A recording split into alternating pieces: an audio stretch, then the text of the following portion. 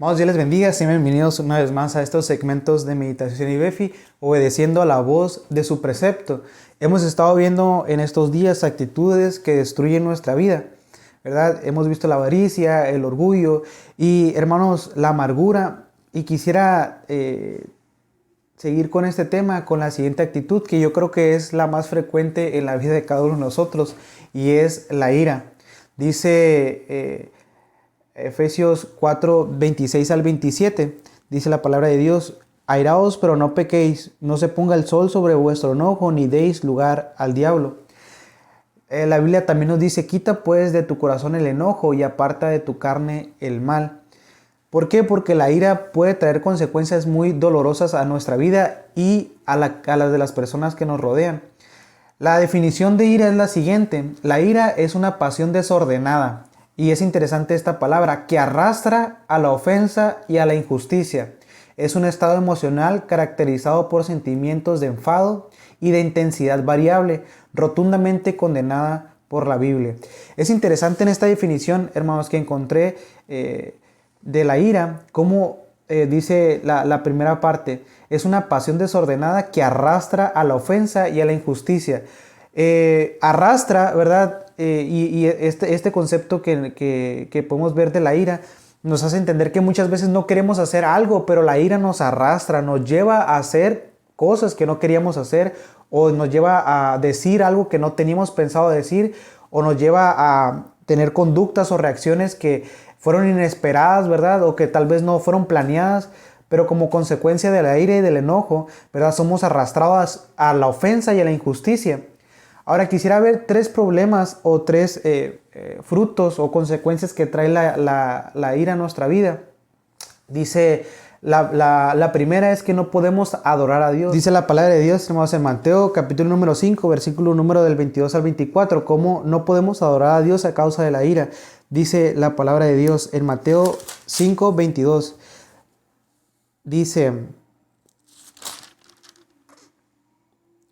Dice, pero yo os digo que cualquiera que se enoje contra su hermano será culpable de juicio, y cualquiera que diga necio a su hermano será culpable ante el concilio, y cualquiera que le diga fatuo quedará expuesto al infierno. Por tanto, si traes tu ofrenda al altar y allí te acuerdas de que tu hermano tiene algo contra ti, deja allí tu ofrenda delante del altar y anda y reconcíliate primero con tu hermano, y entonces ven y presenta tu ofrenda. ¿Verdad? El primer punto y el último son muy similares, hermanos, pero quisiera enfatizar aquí acerca de la adoración, el ofrecimiento a Dios de nuestras vidas o de nuestros talentos, nuestros dones o nuestras posesiones. Y como dice la palabra de Dios, si tienes algo contra tu hermano, si hay algo alguna consecuencia de la ira que haya provocado un conflicto entre ti y tu hermano, primero ve y arréglalo, ¿verdad? Y después vienes y presentas tu ofrenda. Entonces, es interesante, hermanos, cómo Dios nos obliga a la reconciliación por las acciones que hayamos cometido bajo la ira, ¿verdad? Por eso, hermanos, tenemos que tener cuidado con la ira, porque si nosotros estamos airados, si tenemos ira en nuestra vida, enojo en nuestro corazón, no podremos adorar a Dios. Segundo punto, no solamente no podemos adorar a Dios correctamente, sino que también nuestras oraciones serán estorbadas. Primera de Pedro, capítulo número 3, versículo número 7, nos habla de lo siguiente. Primera de Pedro 3,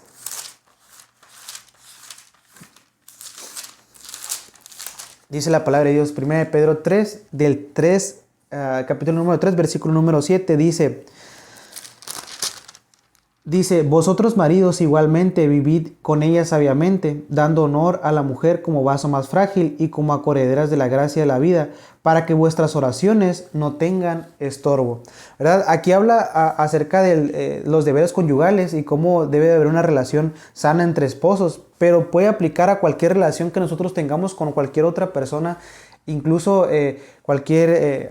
tal vez con algún inconverso, con algún compañero del trabajo, ¿verdad? Si nosotros tenemos ira, si nosotros actuamos bajo el rencor o bajo el enojo, dice la palabra de Dios que nosotros debemos de buscar la reconciliación, ¿verdad? Y cuanto más cuando se trata de la esposa o el esposo o algún prójimo que está muy cercano a nosotros, ¿verdad? La palabra de Dios nos dice que debemos de reconciliarnos, ¿verdad? De limar las asperezas y de buscar la reconciliación para que nuestro enojo no sea un estorbo en las oraciones.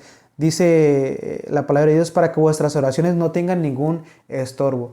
Muy probablemente, hermanos, no oramos porque tenemos problemas de ira, problemas de enojo que no hemos dejado en las manos de Dios y nos sentimos a veces que nuestras oraciones no son eficaces o no cumplen con el propósito que nosotros tenemos o queremos. Y la mayor parte de las veces es porque hay cosas que están estorbando nuestra oración, ¿verdad? Entonces, la ira o el enojo trae como consecuencia una oración no recibida, o tal vez no una oración eficaz, una oración, ¿verdad?, que tiene estorbo y que no llega ante la presencia de Dios. Y por último,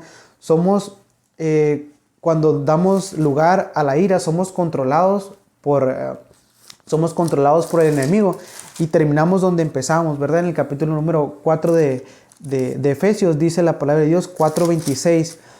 Dice, airaos, pero no pequéis, no se ponga el sol sobre vuestro enojo, ni deis lugar al diablo. Cuando nosotros somos controlados por la ira, dejamos que el enemigo tome control de nuestras acciones, nuestras decisiones, nuestros pensamientos, nuestras reacciones, ¿verdad? Y debemos de evitar a toda costa, hermanos, que el enemigo tome control de nuestra vida y nos someta y dejemos que él obre para que cause estragos en la vida de nosotros y de nuestros familiares. Quisiera terminar con la siguiente pregunta, hermanos. ¿Cuándo fue la última vez que usted sintió ira y cómo reaccionó? La realidad es que todos nos enojamos en algún momento u otro.